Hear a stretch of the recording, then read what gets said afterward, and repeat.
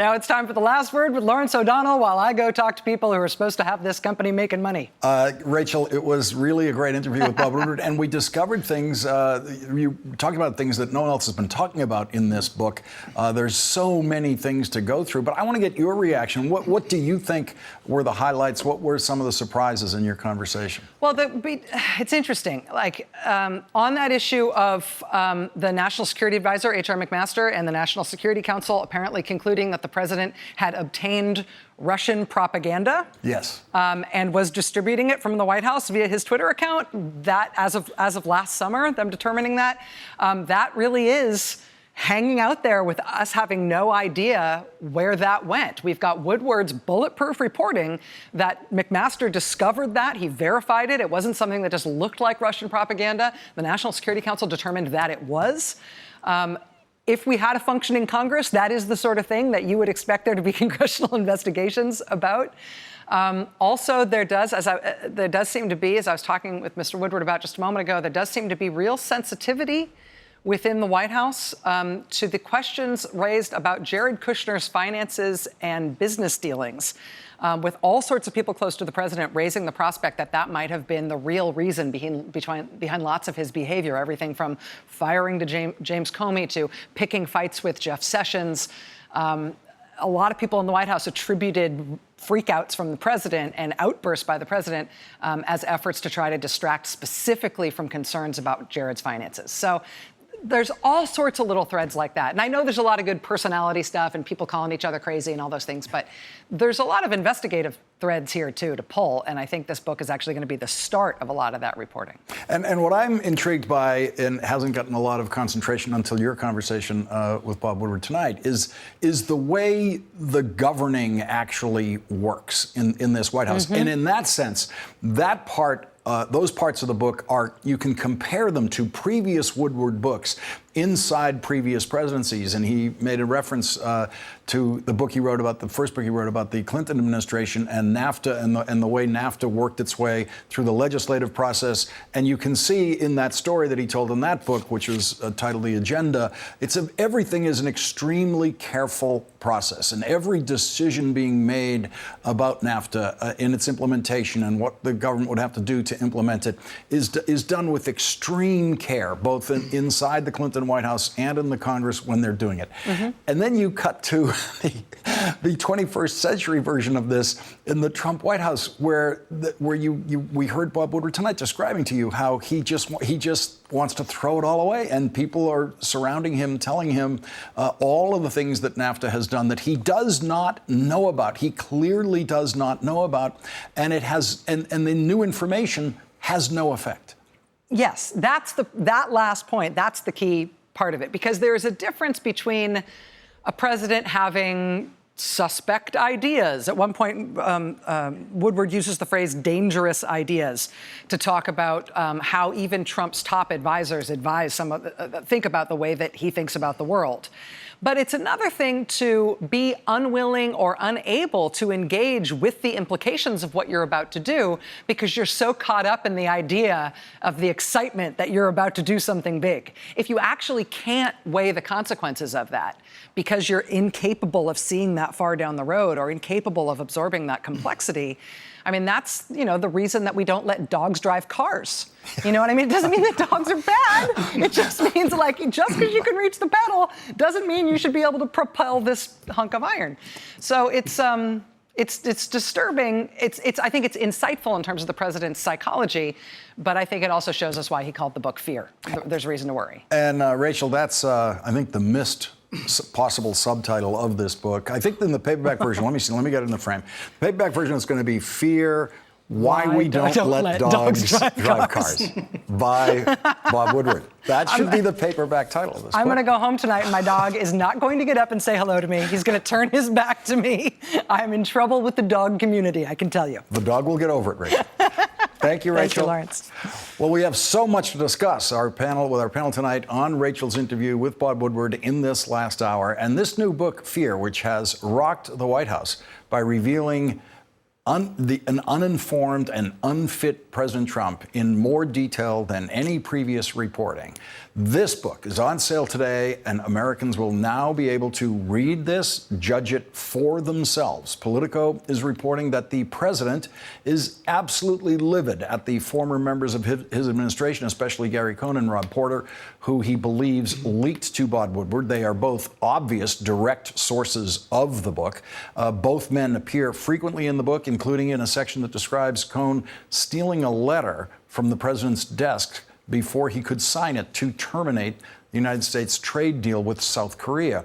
And so today, those two former members of the Trump administration released written statements about Bob Woodward's book, and they do not take back a single quote that either one of them gave to the book. Gary Cohn, the former chief economic advisor, said in part that the book does not accurately portray my experience at the White House. And Rob Porter, the former staff secretary, referred to the book as having selective and often misleading presentations. Their statements were very, very similar, but neither statement denied being a source for the book, and both of them obviously are. And they did not deny any of the claims made in their name in the book.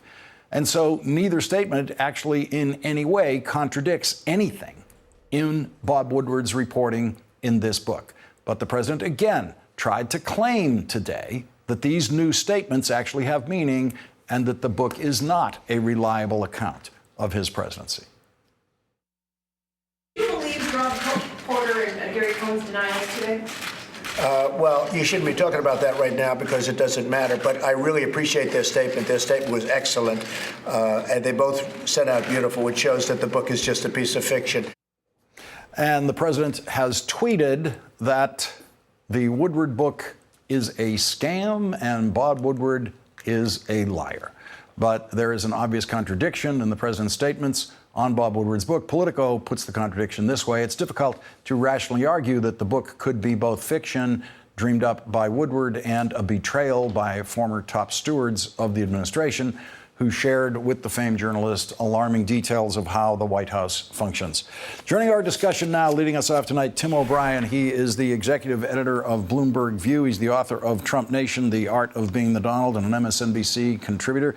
David Corn is with us. He's the Washington bureau chief for Mother Jones, co-author of the book Russian Roulette, and an MSNBC political analyst. And David Maraniss, an associate editor at the Washington Post and best-selling author who has written biographies on Presidents Clinton and Obama. And let me go to David Maraniss on this. You have read books about presidencies. You have written books about presidencies. You have read Bob Woodward books about presidencies before. Yes. The president tonight trying just the most lame White House reaction to a Bob Woodward book ever. And where do you think this stands at the moment in the Bob Woodward versus the credibility of the Trump White House? So many paths, Bob said, right? Yes, so many paths, yes. That's what he just told Rachel in the last hour. Yes. You know, in one way, it's sort of Watergate Redux with non-denial denials. People who spent hours and hours with Bob Woodward and gave him documents denying things that they said to him when he has them on tape and has the documents. In the war on truth, I can't think of a better general on the side of truth than Bob Woodward, and that's where we stand right now. Here's a quote from Rob Porter in the book, let's just remember that Rob Porter and Gary Cohn, their written statements today they don't attempt to contradict a single word in the book. Porter says, "It felt like we were walking along the edge of the cliff perpetually. Other times we would fall over the edge and an action would be taken." And Tim O'Brien, it's very clear. I mean, anyone who knows how to read these books can tell that Rob Porter is a direct source, speaking directly to Bob Woodward, as is Gary Cohn. These statements they've issued today are things that have happened with Woodward books before. And Bob Woodward has said in the past that sometimes people will actually tell him, "Sorry, but I'm coming out today and I'm going to say something negative about the book, even though, of course, I did give you all this interview material." The most famous, this has happened before, is Mark Felt, who was deep throat for both Bob Woodward and Carl Bernstein. But Mark Felt spent the 30 years after that book came out, denying that he was the source for the book, because everyone in Washington needs to insulate themselves from the fallout of a Bob Woodward book. There is a good chance that a number of the people in the White House who have stepped up and have said, this isn't an accurate account, or I never said what I said, are simply covering themselves because they're aware that they're with a president who's going to be vindictive and is going to try to take them off the stage. And I think that the other issue here that comes out in full spades in this, with what all of them are contending with, is they've got a president who's profoundly ignorant. Mm-hmm. He's not only intemperate, he's ignorant, and they're trying to protect him from his own ignorance. And is this, when you were writing about Donald Trump and his businesses, is this what you discovered in his businesses, the same kind of frustrated advisory group around him? Oh, you know, the Trump that's portrayed in Bob's book is the same Trump who ran for president. He is the same Trump who ran the Trump Organization. He is the same Donald Trump that everyone in New York has known for the last 50 years. This is exactly who this guy is. Let's listen to what Bob Woodward told Rachel about the need to create a process in the White House. John Kelly, at a certain point, chief of staff, realizing that they had to do something so that when Donald Trump simply tweets something or says something, it doesn't automatically become the next action of the White House. Let's listen to this. Presidents can do wonderful things and they can do disastrous things. The process really matters. It finally gets to a point in the book where General Kelly, who's the chief of staff, sits down with Rob Porter, who's the staff secretary, and says, we need to write up rules, and we need to tell the president that if he makes one of these seat-of-the-pants decisions, it's not final. We have to sit down and have a process where the president will actually literally sign a document, a decision memo, and they say, it's not final. You can't run around and do these things. There's got to be a process. You've got to hear arguments, and time again, I mean, sometimes he does, but time and time again, he doesn't. David Corden, doesn't sound like the process is working. You know, Donald Trump's love affair with chaos is well known. You know, we saw it during the campaign. We've seen it in other books and a lot of reporting that's come out in the last year and a half. To me, the most frightening thing here is, and this kind of, I think the lack of process is reflected in this. In Bob's book, he talked about it with Rachel, and there are examples throughout the book. The president seems incapable of thinking. I know that sounds hyperbolic, but thinking entails absorbing information, considering the information, processing the information, and coming to some conclusion or output at the end. In instance after instance, he refuses to absorb information. Maybe he can't even do so, and there is no process internally to match any bureaucratic or organizational process. And to me, that's the most frightening thing. A guy with his finger on the nuclear button who is impulsive, egotistical, and narcissistic really doesn't seem to be able to engage in basic cognitive activity. And the World Trade Organization is a very good example of that. We heard Bob Woodward describing this to Rachel in the last hour, the president's inability to understand how things actually work in the World Trade Organization and why it generally works so much to the United States' advantage. Let's listen to that. When confronted with evidence, for instance, there's a scene in the book where he starts talking about the World Trade Organization, which is an organization that actually gives us great leverage if there is unfair trade practice in the world. And he said, this is the worst organization in the world, and the advisors who are experts in there say, no, and Trump says, well, we lose our cases there. And they bring out the document. No, we win 85.7% of the cases, not just 85%, but 85.7%. And Trump says, no, that's not true. And they said, bring in your trade representative, call him, ask him, Trump, I won't do that. He closes his mind to the information that makes it possible for the president to weigh arguments and data. And David Maraniss, the president seems incapable of being embarrassed at the exposure of his own ignorance in those scenes. You know, that was so classic Bob Woodward, the 85.7%. You know, he's relentless. He's very cautious, never getting ahead of the facts, but relentless in pursuit of them, and that sort of showed that. But yes, I mean, there have been a few politicians in the modern age who seem incapable of embarrassment or guilt, and Donald Trump, in this book, time and time again, comes through in that fashion. And Tim, the Donald Trump that you've seen, as we've said, seems to be this seems to be just the government version of the Donald Trump. Exactly. The way he operated in business, the way he did everything. The Trump when he gets these paper statements today from Rob Porter and Gary Cohn, does he fall for those? I think all he cares about is the show. You know, he has this very reptilian sensibility about how to survive. It's one of his core strengths. He will just put aside anything that contradicts what he wants to believe is happening. It's also one of his core flaws because he only lives in this world, this fiction that he creates around himself. I think he knows full well that those are possibly cover documents for both Gary Cohn and Rob Porter. But what he cares more about is that he has this assemblage of voices that are out there saying Bob Woodward is a liar and the President of the United States is telling the truth. And that's why it's worth remembering in a moment like this that Trump is 72 years old and he spent the last 5 decades anonymously leaking horrendous gossip and damaging information about friends, business partners, and his own family members. And David Corn, one of the mysteries that Bob Woodward could not penetrate is what he calls the Michael Flynn mysteries, the mysteries of Michael Flynn, and what went on there in those days in the White House before he was fired. And so it seems like that's up to the special prosecutor to explain that one. Well, it's something that, you know, a congressional investigation could explain too, but we don't seem to be having that on the House side, and we're still waiting, remember, for the Senate Intelligence Committee's investigation, which may or may not be better than the House intelligence.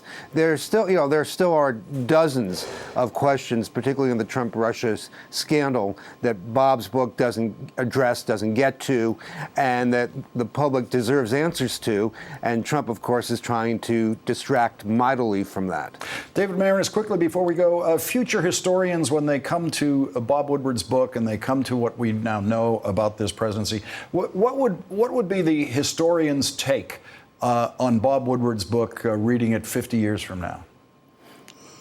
I think they'll find it largely reliable, as historians have found when they've gone over the notes of his books on Nixon.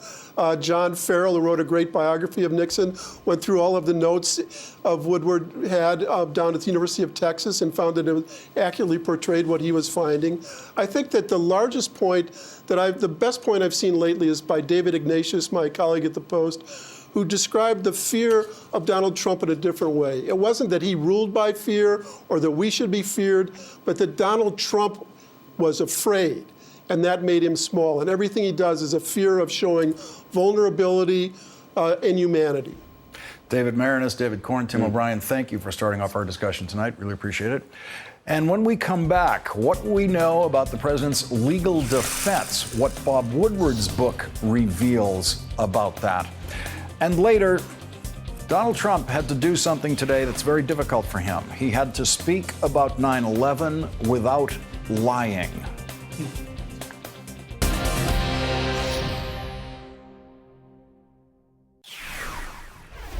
As Bob Woodward said to Rachel Maddow at the end of the last hour, there's so many paths. He said, I've done this for 47 years. I've never seen so many paths. And I've never seen so much as he said, there is a war on the truth. One of the paths that Bob Woodward is talking about is a path to Donald Trump through his former campaign chairman, Paul Manafort. The special prosecutor is exploring that path. And tonight, the Washington Post is reporting that former Trump campaign chairman Paul Manafort is in talks with Special Prosecutor Robert Mueller's office about a possible plea deal. The Washington Post notes that the judge in the case today delayed a scheduled pretrial hearing, but there was no reason given for that delay. The Washington Post notes that President Trump has praised Paul Manafort for not pleading guilty. The Post quotes the president saying prosecutors applied tremendous pressure on him and he refused to make up stories in order to get a deal. The president tweeted that last month. Such respect for a brave man. That is the president's expressed respect for a convicted felon. Bob Woodward's book reveals that President Trump's criminal defense lawyer, John Dowd, decided to quit the Trump defense team not because he believed President Trump was guilty of conspiring with Russians during the presidential campaign or because he believed President Trump was guilty of obstruction of justice, but because Donald Trump simply could not tell the truth. The book reports conversations between the president and his lawyer that could only have come from the president or his lawyer, which means John Dowd appears to be the source of this material in the book, especially since the book includes things that John Dowd thought but never said. John Dowd's own interior dialogue with himself is in this book, and there's only one place to get that. And that actually is what the last line of the book is. The book ends with, in the man and his presidency, Dowd had seen the tragic flaw. In the political back and forth, the evasions, the denials, the tweeting, the obscuring, crying fake news, the indignation, Trump had one overriding problem that Dowd knew but could not bring himself to say to the president, "You're a effing liar." Joining our discussion now, Mimi Roker, former federal prosecutor, and Jason Johnson, politics editor at TheRoot.com. They are both MSNBC contributors. And Mimi, what do you make of this report of plea negotiations with Paul Manafort tonight? One of the paths, as Bob Woodward would call it.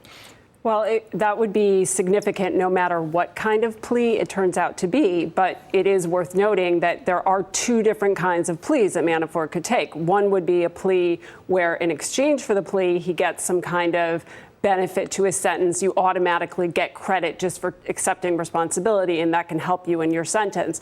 The other would be a plea where you give information to the government and then you get an even bigger break in your sentence. And right now, as far as I know, we don't know which one, and that could make a huge difference in the sort of path of the investigation and where it goes from here. Obviously, if Manafort did decide to cooperate, that would break open all sorts of new information, I would assume, for Mueller. But even if he doesn't, it would be very significant just if he took a plea. I mean, this is a man who's been fighting these charges tooth and nail. It would, I think, be really something to see him stand up and under oath admit to guilt. And I'm sure that part of what is going on, and there was some reporting of this, is Mueller is, even if he doesn't cooperate, Mueller is going to want Manafort to admit to certain things that have been heavily disputed by the president, I think. And Jason Johnson, if Paul Manafort does that, if Paul Manafort decides that the truth is that he is guilty and he gets up and admits that he's guilty, he will no longer be considered a brave man by this president of the United States. No, he will be considered a very dangerous man by this president of the United States, because what does Paul Manafort have to offer? Brilliant insight, some suggestions for suits, maybe some information about Ukrainians. No, he primarily has information to offer about this presidency, about this campaign, about communications, about finances. That's the only thing that Paul Manafort can really come to the table and offer this investigation. So he becomes a very dangerous man for this administration. I think it's important to note that the fact that he's considering these negotiations means he either doesn't believe that a presidential pardon is coming or doesn't believe that a presidential pardon can cover him from all the crimes he is potentially guilty of. And that's the other layer to this that sends a message to everybody else out there. Maybe pardons won't be enough, and working with Mueller might be your safer option. Mimi, there are so many stunning things in Bob Woodward's book, but one of them is John Dowd's obvious cooperation with Bob Woodward on this book, which seems to be a violation of the attorney-client privilege. Well, it's a violation if he's revealing, yes, conversations that he had directly with Trump, which it seems like Which he is. He is, although some of it, as you say, is also his internal dialogue, Yeah. the things he wished he had said to Trump, and I think that seems to be But part of. he's in there with phone calls to his client, telling Bob Woodward the words in quotation marks that were said on phone calls and other conversations. There's no question he should not be doing that. It's a violation of the attorney-client privilege and a number of ethical rules.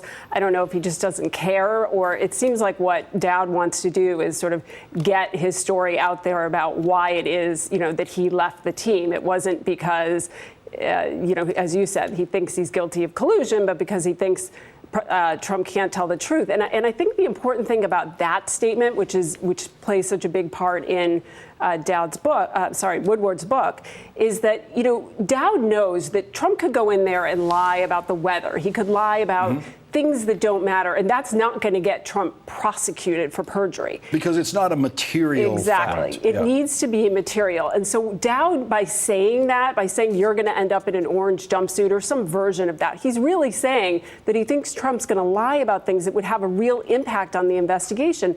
And what that tells me is that he thinks Trump knows things that would have an effect on the investigation. So this whole, claim of Trump's, knows nothing about collusion, no conversations with Russians, that just doesn't ring true with what Dowd is saying here about the backstory. We're going to have to squeeze in a break here. Mimi Rocha and Jason Johnson. Jason's going to come back. Thank you both for joining us. Coming up, the president who can never find fault with Vladimir Putin now faces a new test. We have an NBC News exclusive report tonight that Russia may have been behind an attack against U.S. diplomats in Cuba.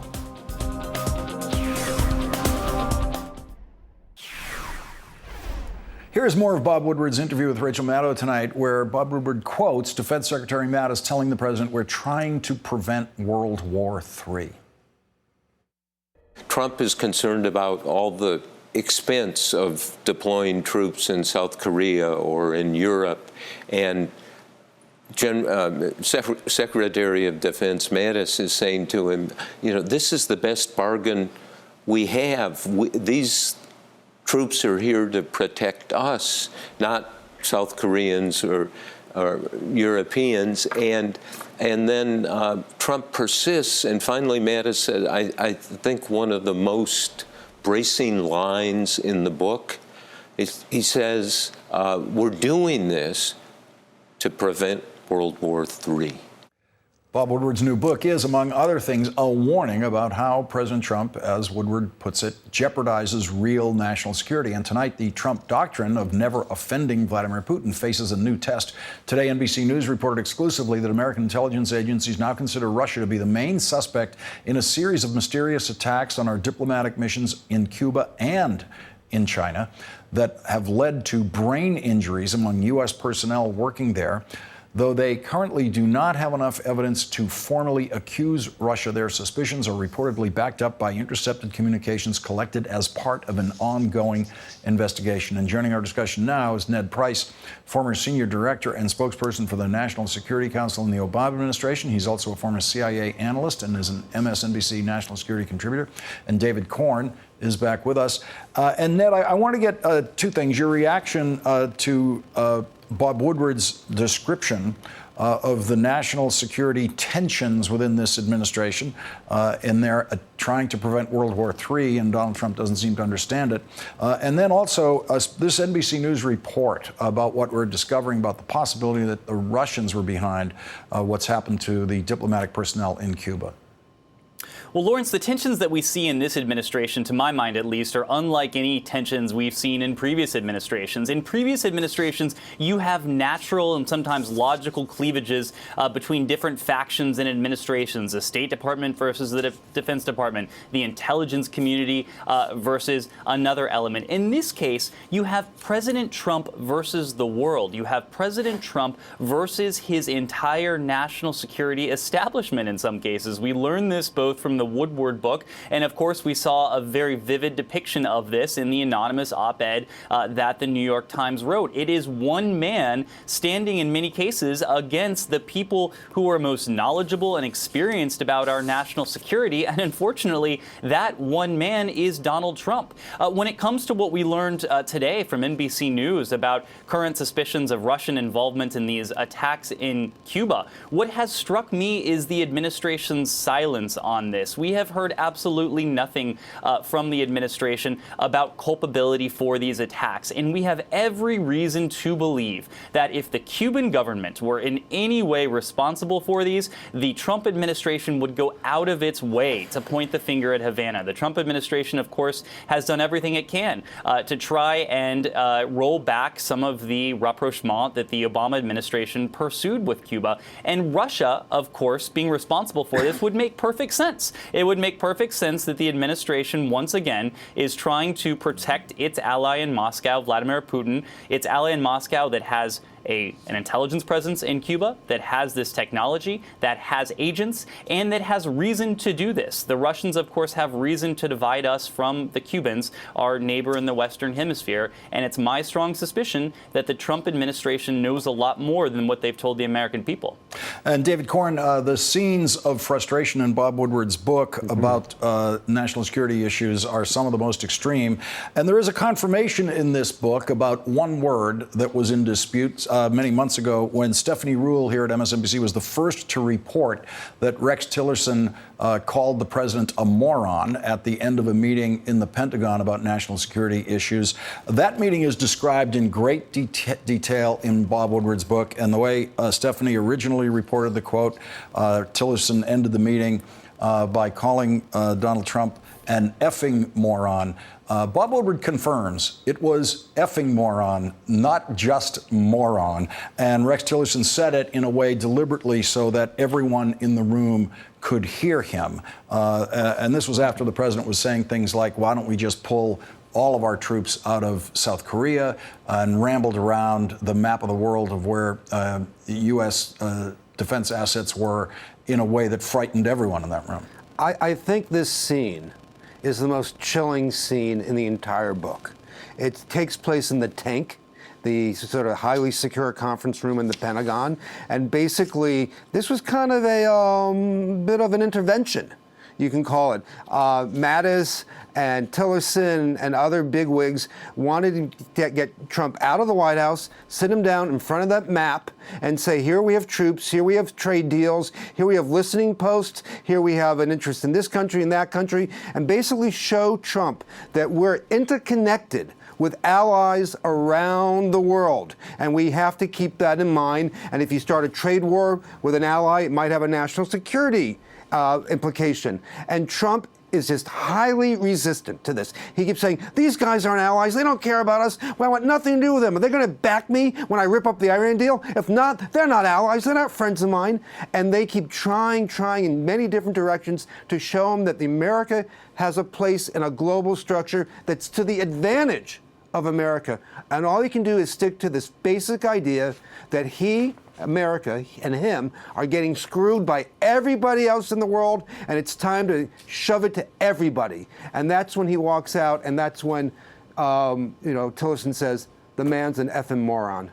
Yeah, and Ned Price, I think you could confirm for us that that's not the language of these meetings normally, especially the part in that same meeting where the most ridiculous person ever allowed in such a meeting, Steve Bannon, is the one who the president turns to argue with the defense secretary and the generals and others, and Gary Cohn and others in that room. Steve Bannon throwing around a lot of profanity on his part in his direct address with those generals. Lawrence, I think one of the many absurdities that we've long forgotten about this administration is that Steve Bannon was actually placed on the National Security Council in January of 2017 in one of the first orders that President Trump promulgated as president of the United States. I can confirm that you are, in fact, correct. I did not routinely hear that language in the Situation Room. It is not the language you expect to hear when you are debating and sometimes speaking about matters of life and death, everything from the Iran deal to Cuba to matters of of nuclear contingency. So it is not certainly par for the course in those settings. Ned Price, Lawrence, go ahead, David. Just one quick thing. It's time for Rex Tillerson, Gary Cohn, and Rob Porter to say these things out in the open. This is how the president behaves. The public has a right to know, particularly before the midterms, and they're cowards if they're just sitting on these experiences and not sharing them with us. Ned Price, David Corn, thank you both for joining our discussion tonight. And when we come back, September 11th is always a challenge for Donald Trump because it's very hard for him to not tell lies about September 11th.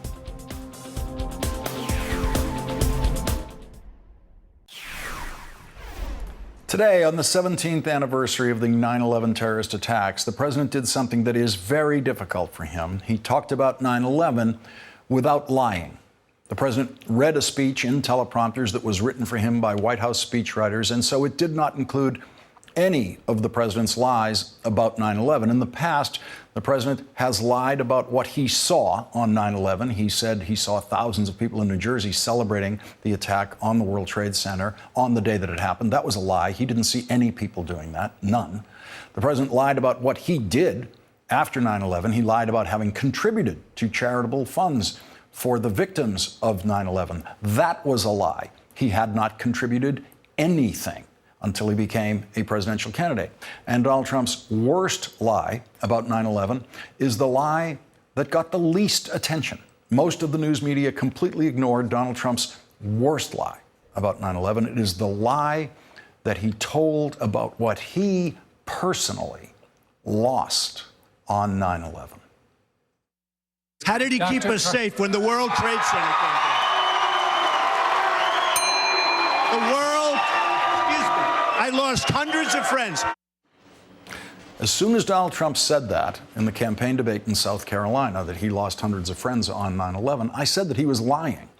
I didn't know how many friends he'd lost on 9/11, but I knew it wasn't hundreds. And the next day on Meet the Press, Donald Trump changed that answer to many, many friends. He said he lost many, many friends on 9/11. And once again, I immediately tweeted that that was a lie. And I still didn't know exactly how many friends Donald Trump might have lost on 9/11. But knowing the way Donald Trump lies as I do, I suspected then that the real number was 0. And then I checked, and the real number was 0. Donald Trump did not attend a single 9/11 funeral, not one. There has been much debate in the news media about how do you know when a Trump lie is a lie and not just a falsehood that he believes. One way of knowing that a Trump lie is a lie is that he stops saying it. And when I held that lie up to Donald Trump's face, even he could see how evil that lie was. And even Donald Trump knew he could never try to tell that lie again. And so he never did. In a political debate on a Saturday night, he said he lost hundreds of friends. And the next morning on Meet the Press, he said he lost many, many friends on 9/11. And then he never, ever said it again, never. In a political debate to score points, Donald Trump tried to steal the grief of 9/11 families and then use that grief as his own. Use it as a weapon in a political debate. And the one thing we know Donald Trump has never felt about 9/11 is grief. In his lifelong quest for attention, Donald Trump managed to get himself on local television in New York City on 9/11 after both of the World Trade Center towers fell. And he had no idea how to even begin to express grief because, of course, he couldn't feel any. Instead, the feeling that he had that day on 9/11, the thing he found within himself, was pride. Pride that he believed he now had the tallest building in Lower Manhattan now that the World Trade Center had collapsed. 40 Wall Street actually was the second tallest building in downtown Manhattan, and it was actually, before the World Trade Center, was the tallest. And then when they built the World Trade Center, it became known as the second tallest, and now it's the tallest. Did you hear any grief there? That was on 9/11. And it wasn't grief that the president felt today when he got off Air Force One in Pennsylvania to attend the 9/11 commemoration of Flight 93 that takes place there every year. There is only one president in our history who could arrive at such a solemn and tragic commemoration and behave as if he was arriving at a rally. Donald Trump has attended the 9/11 commemoration services in his hometown of New York City only once, in 2016, when he was running for president. Every year, family members who lost loved ones on 9/11 shared the difficult duty of reading the names of everyone who was killed at Ground Zero. It takes hours, and local television still covers every minute of it, as they did today. And that's when you see the real pain of 9/11, the real grief. And on this day, none of that grief seems diminished by the passage of time. On this day, you see the faces and you hear the voices of the living victims of 9/11, the people who lost husbands and wives, sons and daughters, fathers and mothers, grandmothers and grandfathers. Richard Michael Caproni, Jose Manuel Cardona, Dennis M. Carey Sr., Edward Carlino, Michael Scott Carlo, and my father and guardian angel, Cesar Amaranto Albert. We miss you and love you always. And my grandfather, Joseph Biscadlo, even though I've never met you, I'll never forget you. I love you. We'll be right back. With a Category 4 hurricane bearing down on the Carolinas, the president saw the deadly storm threat today as a chance to brag about what a great job he did in the aftermath of the hurricanes in Puerto Rico. And he obviously did not feel a bit of grief for the 3,000 people killed by those hurricanes. The job that FEMA and law enforcement and everybody did working along with the governor in Puerto Rico, I think, was tremendous. I think that Puerto Rico was an incredible, unsung success. Jason Johnson is back with us. And Jason, sociopath is the word used to describe people who cannot feel the suffering of other people. Yeah, I think that's a fair description. Also liar, monster, white nationalist, incompetent, unhinged. We have a whole SAT worth of vocabulary words that could describe this president. It's bad enough that he talks about the loss of over 2,000 lives in a weather tragedy as being a heck of a good job. But what's worse is his administration lied about it. His administration tried to tell the rest of the American public that less than 100 people died. His administration is full of Republicans who tried to take money from FEMA and put it into ICE. So it's not just that he does not care, but he is actively engaged in policies that will not mitigate the tragedy that Puerto Rico has experienced and, in fact, make the situation worse. And Jason, the staff got a speech for him, an appropriate speech for him in a teleprompter in Pennsylvania today. But every other moment, when he's getting off the plane, it's like he's going to a rally. Even when he's at the location, at this sacred location, he does this horrible thumbs up moment that is so disconnected to the event that he's at the place that he's visiting. And this is just a recurring phenomenon with him. Yeah, I remember, Lawrence, the first time that the president went and visited Puerto Rico, for example. Yeah. You remember him tossing paper towels at people? Mm-hmm. People thought he's tossing paper towels. Every single opportunity that this president has to heal the country or bring us together, if it is not about him, if it's not an opportunity for him to brag about himself, for him to bring the attention to himself, he doesn't care. And when you think of something like 9/11, which is 17 years of people suffering and tragedy, the cancer cases, all the things that have happened since, and this president has nothing to say about those things. If only he had an opportunity to bring it to himself, that's the only time he's going to care. Well, he brought it to himself once and he lied about it. He said he lost hundreds of friends on 9/11, and at least he has stopped telling that lie. Jason Johnson, thank you very much for joining us tonight. Tonight's Last Word is next. Time for tonight's Last Word. Gary Cohn and General Mattis are portrayed in the book as fully aware that Trump doesn't understand the importance of allies overseas, the value of diplomacy, or the relationship between the military, the economy, and intelligence partnerships with foreign governments, something they refer to as the big problem, which, coincidentally, is also Trump's Secret Service code name. Now, big problem. We got a big problem. We got big problem incoming.